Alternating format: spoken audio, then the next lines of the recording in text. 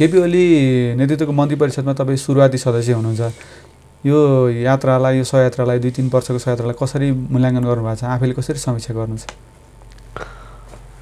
अब हामी यो यत्रो ठुलो जनादेश प्राप्त संसदको विघटन होला, हामीले राजीनामा दिनुपर्ने परिस्थिति होला, फेरि हामीले सडकमा जानुपर्ने, अदालत जानुपर्ने, निर्वाचन आयोग जानु पर्ला भन्ने चाहिँ सोचेको थिएन। किनभने हामीले अब पार्टी एकता हुनु अगाडि नै एउटा गठबन्धन गऱ्यौँ र देशको यो आवश्यकता हो वास्तवमा चाहिँ। त्यसको निमित्त चाहिँ अब स्थायित्वको लागि हामीले भोट मागेका थियौँ।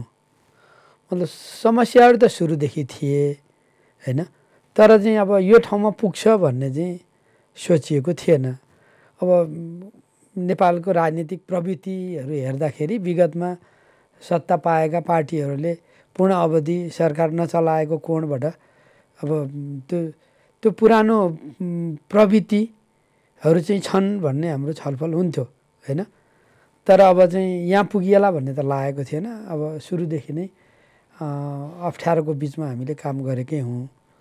अब हाम्रो अपेक्षा के थियो भन्दाखेरि पार्टी एकता त भयो, एकीकरणको काम अगाडि बढ्छ, पार्टी र सरकारका कामहरू चाहिँ एउटा समन्वयात्मक ढङ्गले जान्छ। अझ फेरि वामपन्थी कम्युनिस्टहरूको एउटा पक्ष चाहिँ त्यतिखेर त्यो सरकार सफल हुन्छ जतिखेर त्यसले पार्टीले त्यसको स्वामित्व लिन्छ हैन।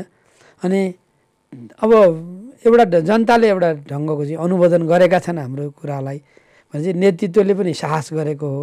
एउटा प्रणालीमा जान्छ भन्ने अन्तर्गत थियो, तर उहाँले यसलाई प्रणालीमा लान चाहनु भएन र एउटा दुर्घटनामा पुर्याउनु भएपछि हामीले जे कुराको लागि जिन्दगीभरि लड्यौँ हैन, प्रजातन्त्रको लागि, गणतन्त्रको लागि हैन। त्यस कारणले अब त्यो स्थितिमा चाहिँ हामीले राजीनामा दिएका। तपाईँले अघि समस्या सुरुवातदेखि नै थियो भन्ने खालको कुरा गर्नुभयो। कस्ता खालको समस्याहरू थिए? होइन, हामीले त अब कस्तो हुन्छ भने कुनै एजेन्डाहरू चाहिँ सरकारमा पनि छलफल हुन्छन्, पार्टीमा पनि छलफल हुन्छन् नि। एउटा मोडलबाट चाहिँ ठुला नीतिहरू नि, पार्टी भनेको त विचारधारात्मक संयन्त्र हो क्या। पार्टीले त ऊर्जा दिन्छ नि त। हाम्रा कयौँ विषयहरू हुन्छन् सरकारको तर्फबाट गर्ने, सरकारले गर्न पाउने राइट पनि त्यसभित्रपट्टि हुन्छन्। तर आधारभूत सवाल त चाहिँ पार्टीसँग पनि छलफल हुनुपर्छ। हामीले जनतामा हिजो चाहिँ घोषणापत्र सार्वजनिक गरेर भोट मागेर आएका हौँ।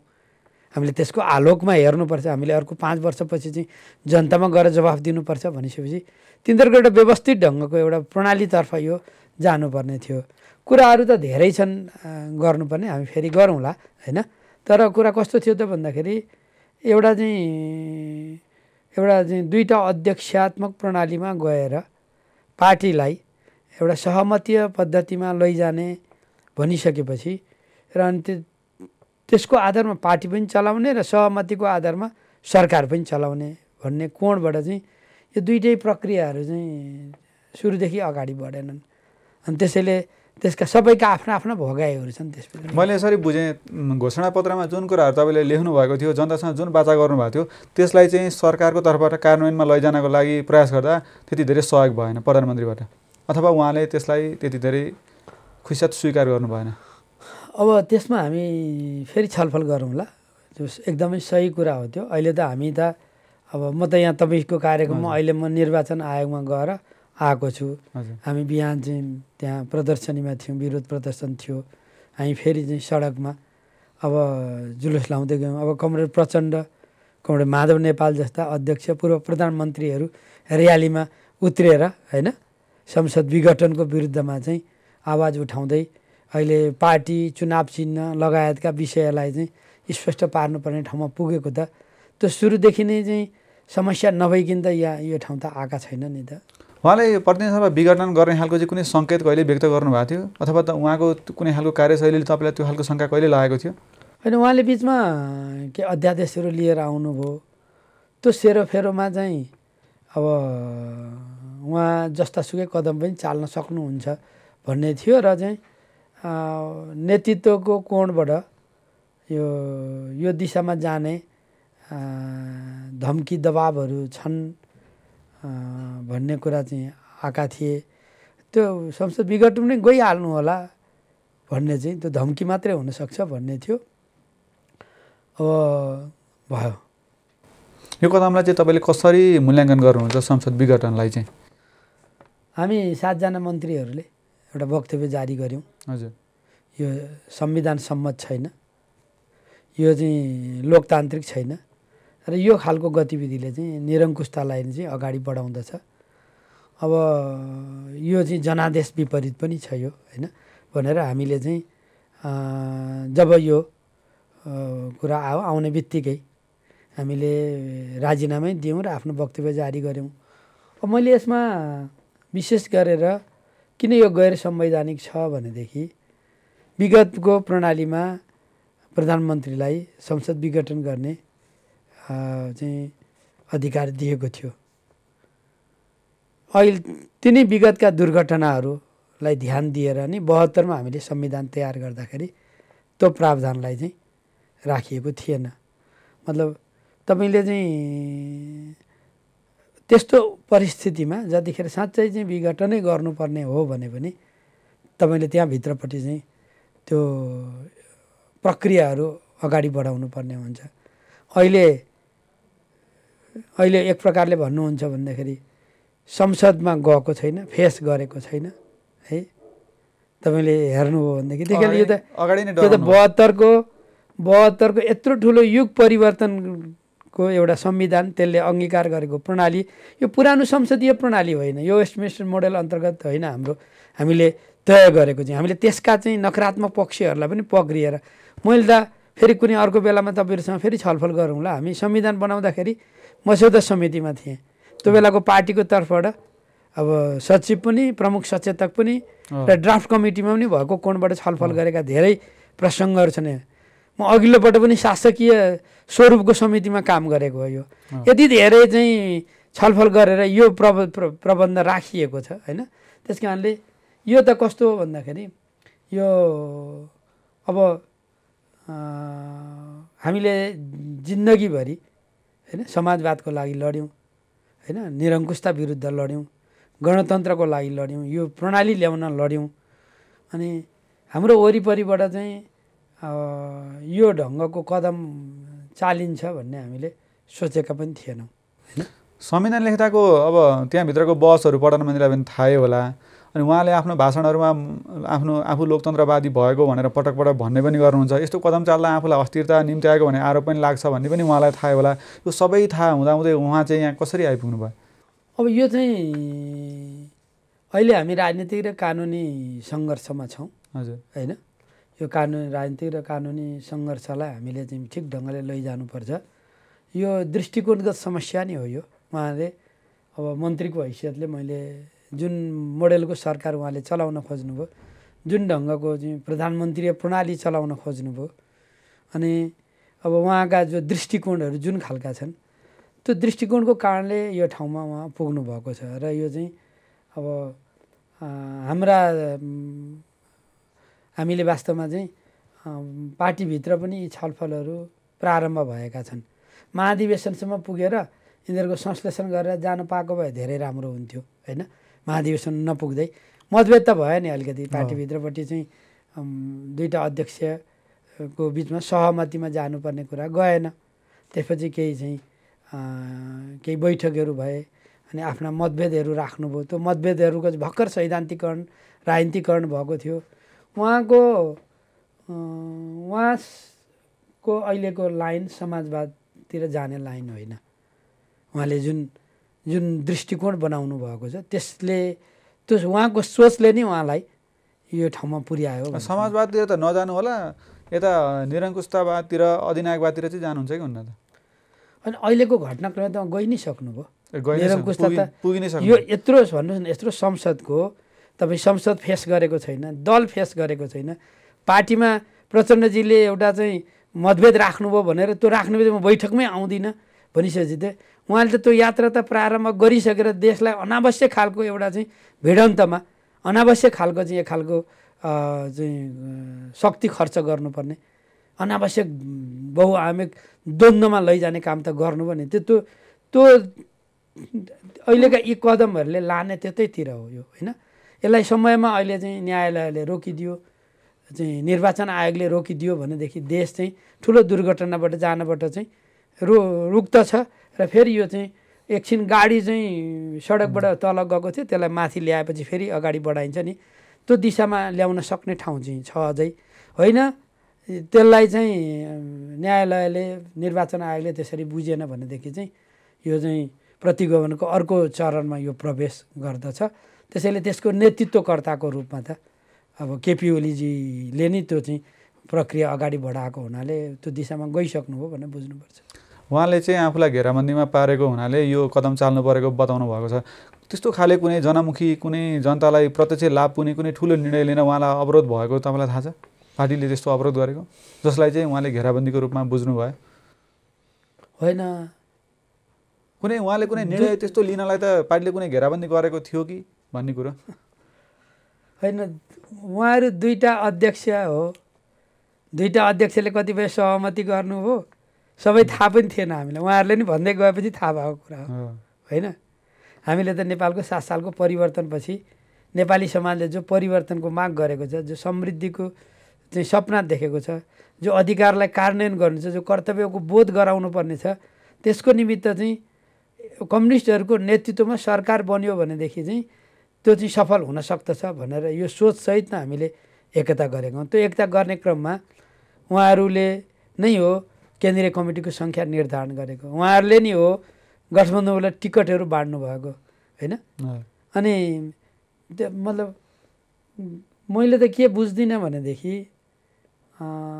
कुनै पनि समस्याहरू आयो भनेदेखि पार्टीमा जाने, छलफल गर्ने, प्रणाली निर्माण गर्ने, विधि अपनाउने, मलाई यो समस्या पर्यो भनेर चाहिँ कार्यकर्ताहरूलाई भन्ने, सांसदहरूलाई भन्ने, केन्द्रीय कमिटीका सदस्यहरूलाई भन्ने, तपाईँ बैठकै फेस नगरिकन चाहिँ तपाईँ घेराबन्दीमा हुनुहुन्छ भनेर कसरी बुझ्ने? अब कुन कुन मुद्दामा हुन् भन्ने कोणबाट हेर्नु पऱ्यो नि होइन। मैले चाहिँ अब लिपुलेक कालापानी लिम्पियाधुरा क्षेत्रको नक्सा प्रकाशित गर्न पार्टीले भनेकै आधारमा अगाडि बढ्नुभएको, त्यो एउटा हिस्टोरिकल काम गरेको थियो होइन। पार्टीले दबाब दिएर गर्नुभयो, फेरि पछि आफैले जस लिनेतिर लाग्नु भयो होइन। जस पनि उहाँले किन लिन सक्नु भएन भनेदेखि मलाई के अचम्म लाग्छ भने मैले एउटा पाठ्य पुस्तक बनाउन लगाएको थिएँ हजुर होइन। त्यो पाठ्य पुस्तक चाहिँ प्राध्यापकहरूले पनि तयार गरेको थियो होइन। अनि त्यो रोक लगाइदिनु भयो होइन। उदाहरणको लागि विद्यार्थीहरूलाई नयाँ पुस्तालाई तथ्यहरू बुझाउने भनेर राखेको पनि, त्यस कारणले जस लिन पनि उहाँले चाहिँ लिनु भएन। मतलब कतिपय विषयहरू उहाँले गर्न खोजेका कतिपय विषयहरू त्यो ठुलै राष्ट्रिय बहसका विषय थिए क्या होइन। त्यो कुरा उहाँले गर्न खोज्नु भएको थियो भन्ने कुरा बुझ्न सकिन्छ है। कतिपय अब त्यस्ता सम्झौताहरू अनुमोदन गराउन खोज्नु भएको थियो। अब मलाई त हामीले गरेका काम कुराहरू चाहिँ घोषणापत्र प्रतिबद्ध भएर, जनताप्रति प्रतिबद्ध भएर कुनै कुरा गर्न नदिएको भए त त्यसलाई त सार्वजनिक नै गरिदिने, जनताले बुझिहाल्छ नि। सबैको हात हातमा मोबाइल छन्, सबैले एकैछिनमा चाहिँ सबै समाचारहरू पढ्छन् होइन। त्यस कारणले त्यो एउटा उहाँ गुटमा रमाउनु भयो, गुटतिर फर्किनु भयो होइन। र उहाँले जुन ढङ्गको चाहिँ आफ्नो एउटा दृष्टिकोण आधारी भएर यसलाई लान खोज्नु भएको थियो, त्यसले चाहिँ पार्टीको समर्थन लिन सक्नुभयो उहाँले होइन। यो त उहाँको कस्तो हो भन्दाखेरि एक खालको चाहिँ अवसान हो यो। तपाईँले अघि त्यो पाठ्य पुस्तक र नक्साको कुरा जोडिहाल्नुभयो, त खासमा के भएको हो त्यो? होइन, नक्साको कुरा त अब जतिखेर भारतले चाहिँ आफ्नो नक्सा अद्यावधि गर्ने सन्दर्भमा हाम्रो भागलाई चाहिँ उसले जब आफ्नोमा चाहिँ गाभ्यो र बाहिर लिएर आयो, त्यसको चाहिँ नेपाल सरकारको तर्फबाट प्रतिवाद भयो होइन। देशै एकताबद्ध भयो नि त, संसदबाट त्यत्रो पास भयो। अनि म त के थियो भने पोहोर सालै चाहिँ युनेस्को मिटिङमा जाँदाखेरि नै भारतीय मन्त्रीज्यूसँग पनि भेट भएको थियो र वास्तवमा चाहिँ यसले हाम्रो दुई देशको सम्बन्ध राम्रो गर्दैन, भारतीय प्रधानमन्त्रीसँग तपाईँले पनि कुरा गरिदिनु पऱ्यो भनेर त्यतिखेरै भनेको थिएँ। त्यहाँबाट फर्केर आएर हामीले चाहिँ अब यो पाठ्य पुस्तक तयार गरौँ र बुझाउँ। वास्तवमा हाम्रो चाहिँ राजनैतिक कुरा होइन यो हाम्रो माटोसँग गाँसिएको, मातृभूमिसँग गाँसिएको भनेर लामो प्रक्रियामा तयार भएको कुरा हो त्यो। अब त्यो तपाईँहरूले थाहा पाउनु नै भएकै छ त्यो कुराहरू होइन। अब पटक पटकका छलफलहरू गरेर त्यसलाई चाहिँ ल्याइएको धेरैको भूमिका छ त्यो तयार गर्न। मैले त सबै सार्वजनिक गरिसकेको छैन, म गर्छु त्यो कुनै बेला म गर्छु। अनि अब उहाँले चाहिँ त्यो पुस्तक चाहिँ क्याबिनेटमा रोक लाउनु भयो, मन्त्रीहरूको टोली बनाउनु भयो होइन। मतलब एउटा त्यो समाधान गर्ने हुन्छ नि। लजिक चाहिँ के थियो त्यो रोक्न लगाउनेमा चाहिँ? उहाँले अब त्यसमा क्षेत्रफलको एउटा विषयवस्तु थियो। क्षेत्रफलको विषयमा कतिपय अब प्राज्ञिक समुदायले ल्याएको कुरा हो। हामीले नक्सा बनाउँदाखेरि नै पारित गर्दैखेरि चाहिँ हामीले त्यो कुरा टुङ्ग्याइदिएको भएदेखि त्यो हल भइसक्थ्यो, यति हुनसक्दछ भनेर उहाँहरूले त्यो अध्ययन गरेर लिएर आउनुभयो। भूमि सुधार मन्त्रालयले आपत्ति गरेको त त्यसैमा थियो। अनि यो चाहिँ वास्तवमा नेपाल सरकारको नभइकन अरू ढङ्गले लगेको भए वितरण गर्न मिल्थ्यो। नेपाल सरकारको भनेर लैजाँदाखेरि चाहिँ यसमा कतिपय कुरा मिलाउनु पर्ने हुन्छ भन्नुभयो। अनि मैले त उहाँलाई के भनेको थियो भने मैले यत्रो काम गरेँ, तपाईँलाई बधाई दिनुपर्ने हो। यो नक्सा प्रकाशित भएको सन्दर्भसँग जोडेर आएको विषयवस्तु हो यो त होइन। कमीहरू छन् भने पनि त त्यो कमी त चाहिँ यी कुराहरू तपाईँहरूले चाहिँ समाधान गर्नुहोस् हो भन्ने हो त त्यसभित्रपट्टि होइन। त्यो त वास्तवमा चाहिँ त्यो अब मिडियामा चाहिँ कतिपय विषयहरू आएको थियो, क्याबिनेटले रोकेको हो भन्ने कुरा मैले सार्वजनिक गरेको हुँ। आएको प्रतिवेदनमा पनि उहाँको कुनै खालको थियो चाहना भूमिका जुन चाहिँ पछि अब बहुमत सदस्यले बाध्य भएर सार्वजनिक गरे? होइन, आएको रिपोर्ट त उहाँले 10 महिनासम्म आफ्नै साथमा राख्नु न भएको हो है। आयोगले बुझायो होइन। आयोगले बुझाइसकेपछि अनि त्यसलाई चलन अरू रिपोर्टहरू प्रधानमन्त्रीलाई बुझाएपछि सम्बन्धित मन्त्रालयलाई होमवर्क गर्न दिइएन होइन। 10 महिनासम्म त्यो उहाँको साथमै रह्यो। त्यसपछि हामीले ऐनहरू बनाउनु पर्ने थियो। अनि ऐनहरू ड्राफ्ट गरेर हामीले पठाएका थियौँ। अनि कानुन मन्त्रालयले नीति चाहियो भन। अनि नीति त्यही रिपोर्टको आधारमा बनाउनु पर्ने थियो।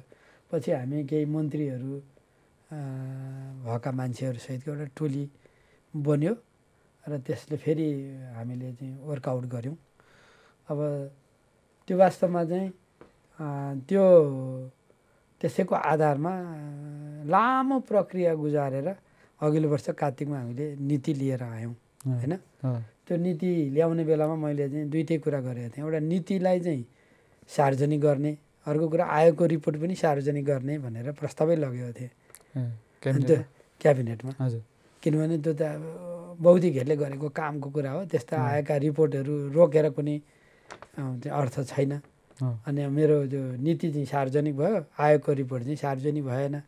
त्यो त अब प्रधानमन्त्रीले नै रोक्नु भएको कुरा भयो। र प्रधानमन्त्री यस्तो प्रणाली भयो कि सरकारको यो प्रणालीकै बारेमा हामीले भविष्यको लागि फेरि छलफल गर्नुपर्छ। हामी मन्त्रीहरूले चाहिँ अनुभव गऱ्यौँ र उहाँले जुन ढङ्गले चलाउनु भयो होइन।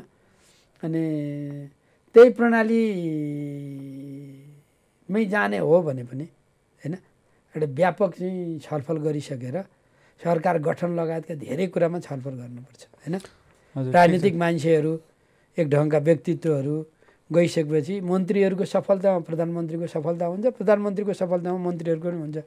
उहाँले त्यो बाटो अवलम्बन गर्नु भएन। अब उहाँ चाहिँ यो कदम चालिसकेपछि अब प्रदेशतिर पनि अगाडि बढ्ने खालको सङ्केत देखिएको छ। आजै मात्रै फेरि बागमती प्रदेशमा अविश्वासको प्रस्ताव मुख्यमन्त्रीमाथि दर्ता भएको छ। 3 जना मन्त्रीले राजीनामा दिनुभएको छ। यो त प्रदेशमा डडेलो सल्किनु भयो होइन? होइन, अब स्वाभाविक ढङ्गले उहाँले एउटा असंवैधानिक कदम चालेपछि त्यो प्रजातान्त्रिक पनि छैन, त्यो लोकतान्त्रिक पनि छैन, त्यो जनताको भावना अनुकूलको पनि छैन। तपाईँ 2.5 वर्ष बाँकी हुँदाहुँदै तपाईँले संसद भङ्ग गरेर जे कुरा माग्न खोजेको छ त्यो त औचित्य त पुष्टि हुनु पऱ्यो नि होइन। पार्टीभित्र द्वन्द्व छन्, कुन पार्टीमा हुँदैनन् र होइन। अनि त्यो स्थितिमा चाहिँ उहाँले यो चाहिँ जुन खालको चाहिँ कदम चाल्नुभयो त्यसका असरता चाहिँ जीवनका सबै क्षेत्रमा पर्छन् होइन। जीवनका अरू क्षेत्रमा पर्छन्। तर मेरो विचारमा चाहिँ अब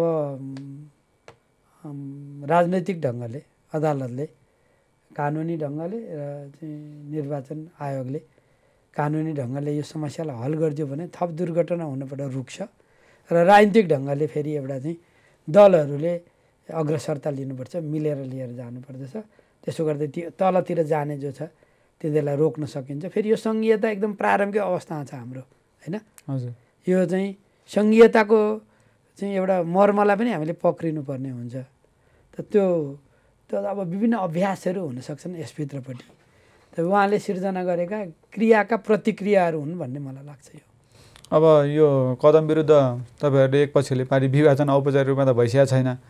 अब एक पक्षले सडक सङ्घर्षको घोषणा गरेर आजै मात्रै पनि प्रदर्शन गरिसक्नु भयो, निर्वाचन आयोग पुग्नु भयो। अब यो कहाँसम्म पुग्छ, कसरी अगाडि बढ्छ यो? निर्वाचन आयोगमा गएर म तपाईँको कार्यक्रममा सरासरी आउँदैछु, होइन? अब हामी सांसदहरू संसद विघटन भएको छैन, हामी जिउँदैछौँ भन्ने एउटा सन्देश हामीले दिएका छौँ। यो ढङ्गले चाहिँ संसद विघटन गर्ने कुनै अधिकार छैन। व्यक्तिको लहट सनक आफ्नो स्वार्थ निहित गुटको कारणले गर्दाखेरि चाहिँ राष्ट्रलाई नै यो दिशामा दिने कदम त ठिक छैन। त्यस कारणले न्यायालय चाहिएको त्यही कारणले हो। अब 441 सदस्य भएको केन्द्रीय कमिटीमध्ये 295ले आफ्नो नामसहित अहिले गएर हामी सशरीर उपस्थित भएका छौँ निर्वाचन आयोगमा, होइन?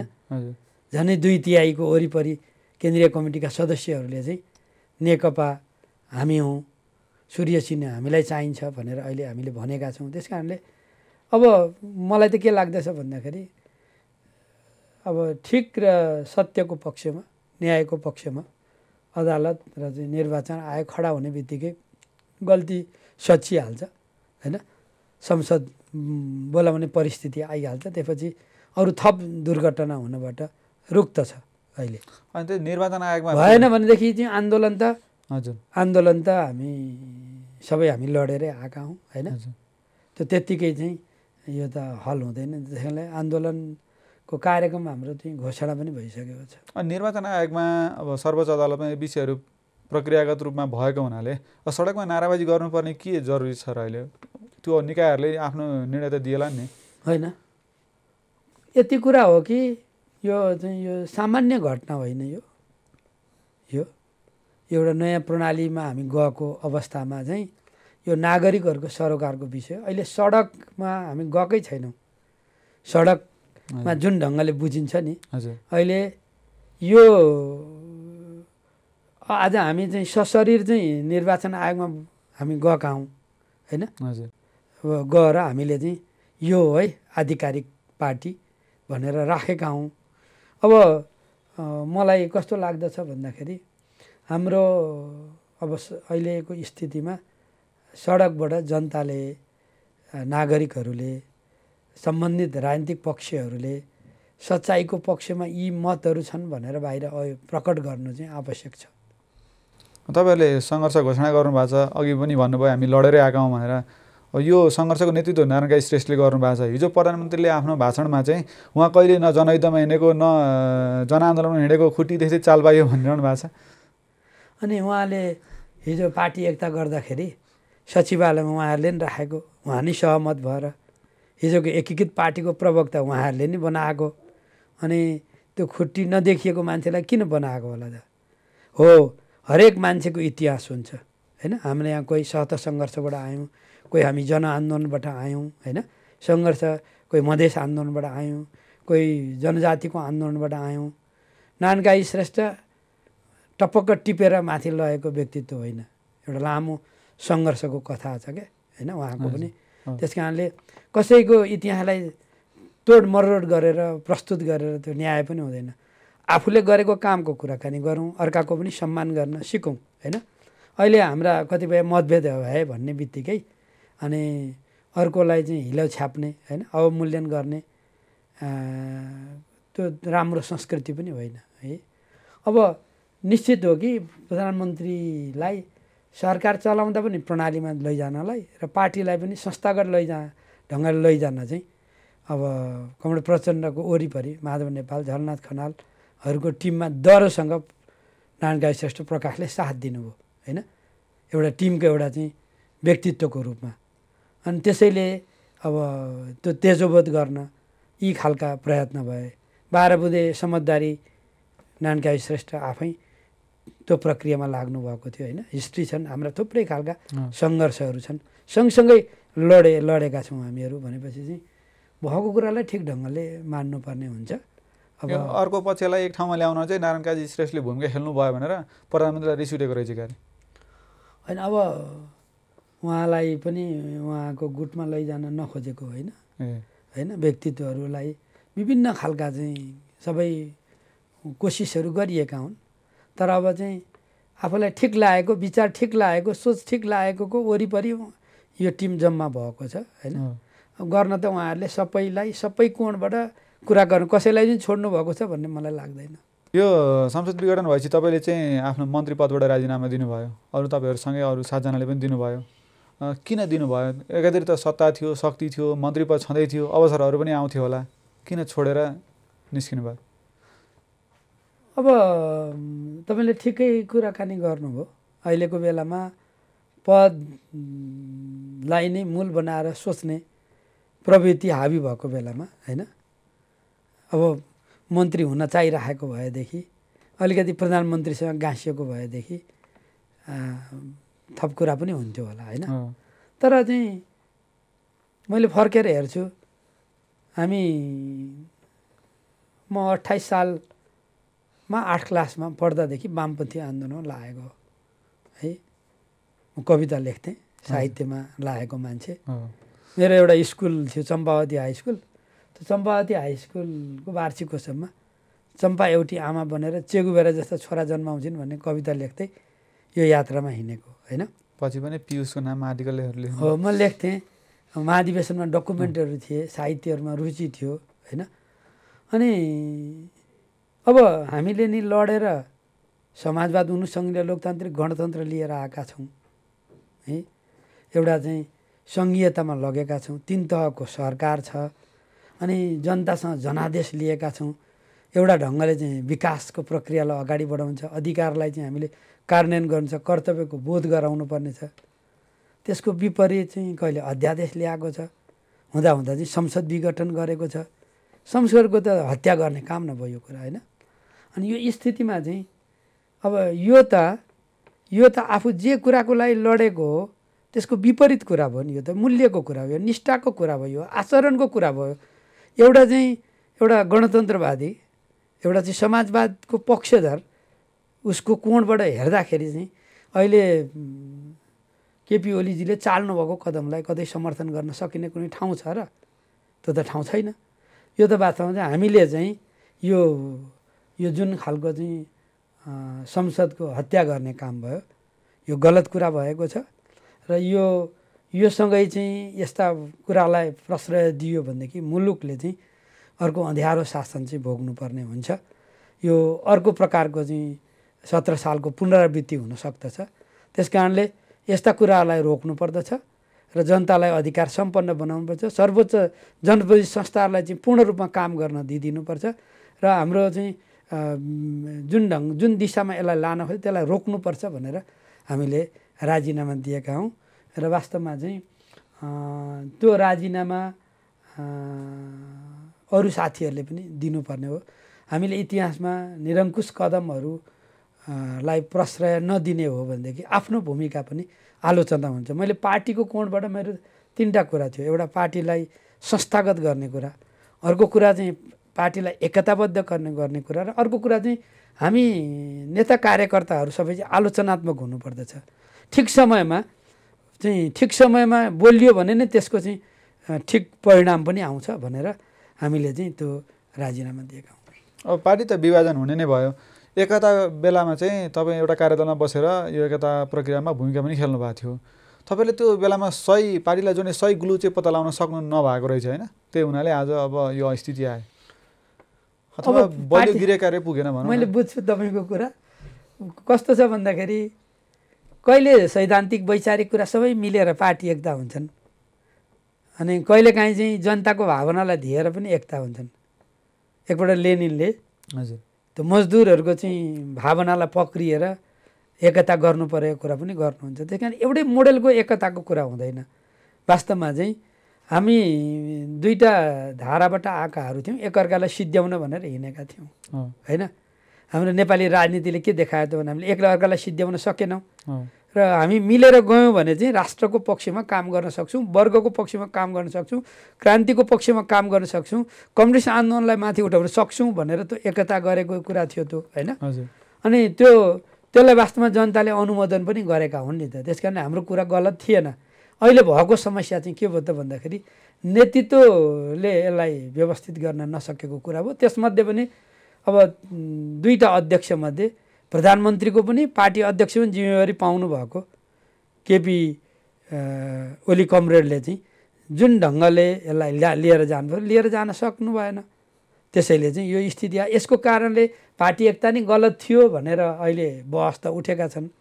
अब हामीले वास्तवमा चाहिँ गठबन्धन कायम गर्दै अझै गृह कार्य गर्दै गएको भए पनि हुन्थ्यो। यो अन्तर्राष्ट्रिय कमिसनमा अभ्यास गरेको कुरा थियो। तर कहिलेकाहीँ चाहिँ नेतृत्वले अलिक साहसिक निर्णय गर्छ जनताको कोणबाट भन्ने कोणबाट पनि हेर्नुपर्छ। त्यस कारणले एकता गर्नु गल्ती थिएन होइन। त्यो भावनालाई पक्रिएर अहिले पनि त्यो एकीकृत पार्टीको त्यो भावना अन्तर्गत चाहिँ नेकपालाई अगाडि बढाउने दिशामा हामी लाग्नुपर्छ। तीव्र गतिमा अगाडि बढ्दा दुर्घटना भएको चाहिँ हो होइन। अब कहिलेकाहीँ राष्ट्रको आवश्यकताको आधारमा चाहिँ तीव्र गतिमा नगइकन साहस नगरिकन चाहिँ त्यो हुँदैन। अब हामीले जुन ढङ्गको जनवादी केन्द्रीयताको आधारमा पार्टीलाई एउटा प्रणालीमा सुरुदेखि लैजान जुन ढङ्गले कोसिस गऱ्यौँ, अब त्यो नभएको कारणले भएको। यो पार्टी प्रणालीमै यसलाई लग्यो भने यो व्यवस्थित हुन्छ। यो प्रणालीमा लान नसकेको कारणले यो ठाउँमा आइपुग्यो। तपाईँले कम्युनिस्ट जार्गन धेरै प्रयोग गर्नुभयो, तर साधारण रूपमा मान्छेहरूले विश्लेषण गर्दाखेरि विश्लेषकहरूले भन्दाखेरि पनि यो दुईटा स्वार्थको एकता हो, स्वार्थमा दरार आएको दिन चाहिँ यो एकता भङ्ग हुन्छ भनिरहनु भएकै थियो। आखिर भएको पनि अहिले त त्यही नै देखियो। त्यो पनि हामी पनि समीक्षा गर्छौँ नि। किनभनेदेखि त्यो कहिलेकाहीँ के हुँदो रहेछ भने जनताको स्वार्थ, राष्ट्रको स्वार्थ, नेताहरूको स्वार्थ एकै ठाउँमा आउँदो रहेछ है। जनताले किन दुईटा नेताको मात्रै स्वार्थ भएको भए जनताले किन साथ दिन्थेन। त्यस कारणले हामीले के हेर्नुपर्छ भने यो यसभित्रपट्टि राष्ट्रको, वर्गको, जनताको स्वार्थ भएको कारणले यो एकता सम्भव भएको थियो। यसलाई चाहिँ साहस नेतृत्वले गर्न खोजेको थियो, तर यसलाई प्रणालीमा लैजान नसकेको कारणले गर्दाखेरि यस्तो भयो। अन्य पक्ष पनि यसमा हाम्रो छलफल गर्नुपर्ने, मूल्याङ्कन गर्नुपर्ने छन्। हामीले ठिक कार्यदिशा बनायौँ कि बनाएनौँ, हाम्रा सहमति ठिक थियो कि थिएनन्, हामीले यो दुई अध्यक्षात्मक प्रणाली अन्तर्गत चाहिँ जो सहमतिबाट चलाउने भन्यौँ तिनी कुरा चाहिँ ठिक थियो कि थिएन, यस्तो थुप्रै कुरा चाहिँ यसले छलफलको माग गर्छ। यो अब नेपाली कम्युनिस्ट आन्दोलनको 7 दशकको इतिहासमा धेरै पटक पार्टी जुटेका छन्, फुटेका छन्। त्यो सबै यस अघिका र यो अहिलेको फुटमा चाहिँ के फरक छ? अब निरन्तरता मात्रै हो कि? यसरी यसलाई हेरौँ, अब यो चाहिँ समाजवादमा जाने कि नजाने भन्ने कुरासँग गाँसिएको छ। अहिले कमरेड प्रचण्ड, कमरेड माधव कमरेडहरू सहितले यसलाई समाजवादतिर लैजाने एउटा सोचसहित चाहिँ यसलाई चाहिँ अगाडि बढाउनु भएको छ र ठिक दिशा यसले पक्रिएको छ होइन। अब इतिहासको आवश्यकताको आधारमा एकता गर्दै अगाडि बढेको पक्ष पनि छ र फुट बेहोरेका पनि पक्ष छन्। अहिले अझै पनि हाम्रो कोसिस चाहिँ अहिले केपी कमरेडलाई अध्यक्षबाट हटाएर माधवजीलाई राखिएको छ। अहिले अझै पनि चाहिँ एकताबद्ध हुने ठाउँहरू छन्, अझै पनि कोसिस गरौँ भन्ने ढङ्गले छ। त्यही कारणले फुट सँगै भनौँ न, फुटसँगै एउटा नयाँ एकीकरणको एउटा प्रक्रिया पनि अगाडि बढ्छ होइन। अब त्यसलाई चाहिँ कसरी चाहिँ रूपान्तरणसँग जोड्ने भन्ने हाम्रा अगाडि चुनौतीहरू छन्। मलाई लाग्दछ यो विगतको दुईटा पक्ष हुन्छन् हामीले पार्टी एकता र फुटलाई हेर्ने। एउटा चाहिँ उसको आन्तरिक पक्ष हुन्छ, पार्टीको विचारधारा, कार्यक्रम, कार्यदिशा, सङ्गठन लाइन, आचरणहरू हुन्छन्। अर्को कुरा देशको राजनीतिक परिस्थितिहरू हुन्छन्। अहिले चाहिँ यो राजनीतिक परिस्थितिलाई जुन ढङ्गले चाहिँ प्रतिगमनतिर लैजान खोजियो, भएको अधिकारलाई चाहिँ अपहरित गरियो, संसदलाई काम गर्न दिइएन, त यो विषय पनि यसभित्रपट्टि गाँसिएको छ। त्यस कारणले एउटा सही कार्यनीति पनि बनाउँदै र पार्टीलाई पनि चाहिँ एकताबद्ध गर्दै यसलाई समाजवादतिर लैजाने सवालसँग गाँसिएको छ यो कुराहरू। त्यस कारणले विगतको भन्दा भिन्न ठाउँमा हामीहरू छौँ। अनि जुन एक पक्षको नेतृत्व गरिरहनु भएको छ प्रचण्ड माधव नेपालहरू, त्यही पक्षमा चाहिँ अब झलनाथ खनाल हुनुहुन्छ, नारायण काजी श्रेष्ठ हुनुहुन्छ, सबै त एकपटक पार्टी नेतृत्वको रूपमा अनि सत्ता सञ्चालकको रूपमा अब नारायण काजी श्रेष्ठ प्रधानमन्त्री हुनु भएन, अरू त भइ नै सक्नुभयो। सबै परीक्षण भइसकेका नेताहरू हुनुहुन्छ, उहाँबाट थप अपेक्षा गर्नुपर्ने आवश्यकता के छ जनताले?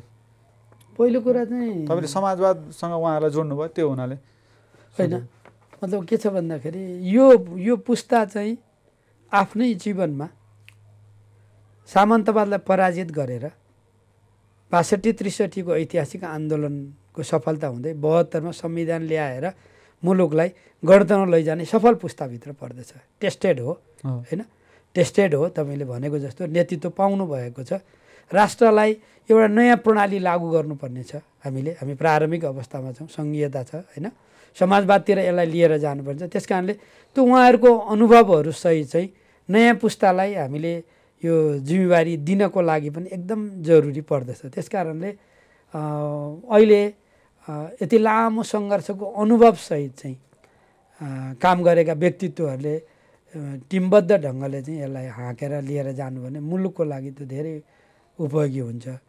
टेस्टेड भएर विफल भएका पनि हुन्छन्, टेस्टेड भएर सफल भएका पनि हुन्छन्। हाम्रो पुस्ता भन्नुहोस् न, यो पुस्ता चाहिँ मुलुकलाई एउटा युगान्तकारी परिवर्तन दिन सफल भएको पुस्ता हो नि त। त्यसभित्र पनि उहाँहरूका आफ्ना भूमिकाहरू छन्, छुट्टा छुट्टै भूमिकाहरू छन्, त्यसभित्रपट्टि पनि त्यसको पनि समुचित मूल्याङ्कन आवश्यक होला। हस्, धन्यवाद। हस्, मैले पनि अब यो सडक आन्दोलनमा गइरहेको बेलामा समय संवादमा मलाई पनि समय दिनुभयो, धन्यवाद दिन चाहन्छु। हस्।